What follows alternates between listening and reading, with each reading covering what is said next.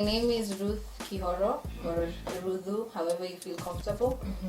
I am a graduate QS. I love life. I'm a very bubbly and live person, very loud. Yes, my career goal right now, I'm thinking more short term or medium term, just to get my certification, and then we shall see where life takes me from there. Where I'm here today, I love IQSK, and I'm always willing to support the team in any way I can. Okay. So for me, QS, it was because of how my mentor was enthusiastic when he came to my high school to explain it. So we had a couple of careers day at school. Then most of the courses we were being told about were very generic. Then I found this empty room that had been labeled quantity surveying and had just the speakers inside, and maybe 2 or 3 people. So they gave us an introduction, but it didn't really pull me to it.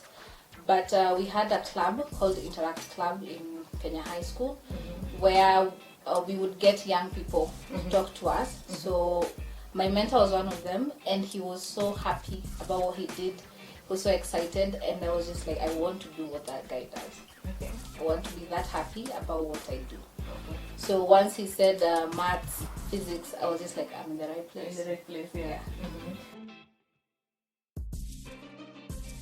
Quantity surveying is a very flexible field. It gives you the basic tools, and then you can diversify from there. People work in very different places, so you can, if you're not sure about it, you can look at it as a stepping stone, and then also look at your strengths. Are you an analytical person? Do you pay attention to detail? Do you know how to negotiate? So those are some of the things that would guide you to choose quantity surveying as a good profession. One thing, this is a very interesting question, because I still feel the effects of COVID to date, particularly because most investors or developers pulled their projects. So you'd find that maybe 2020 March, there are a lot of prospects. People are coming to you for deals of quantities, just with exciting new projects. Then people put it on pause from March to around August, just waiting to see where the country will go. But then after the second wave that we had last year, people are just like, no, I don't want to put my money in this right now. So things went a bit low because of very few projects. And even the existing projects were struggling to find funding and financing. So most of them either are stalled or pulled out.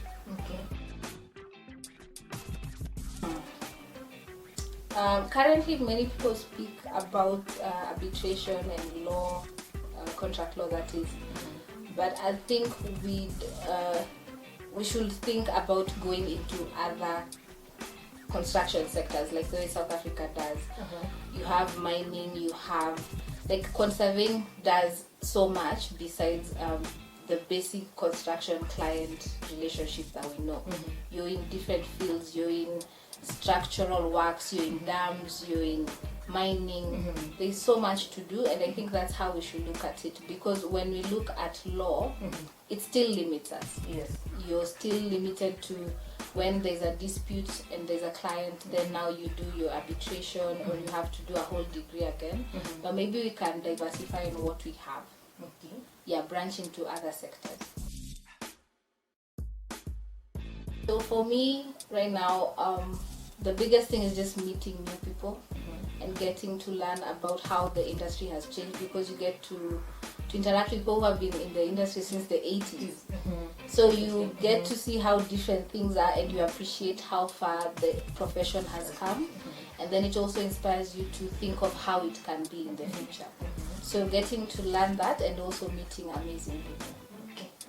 So Okay, everyone has different studying methods. Yeah, true. But what worked for me was paying attention in class. I'm not a very good solitary reader. My mind tends to drift a lot. So when in class, I just would pay a lot of attention, because I noticed at some point lecturers put set questions depending on what they say in class, not what is in the handout or what you can read on your own. So those different points, I think, put me ahead of my peers. Okay.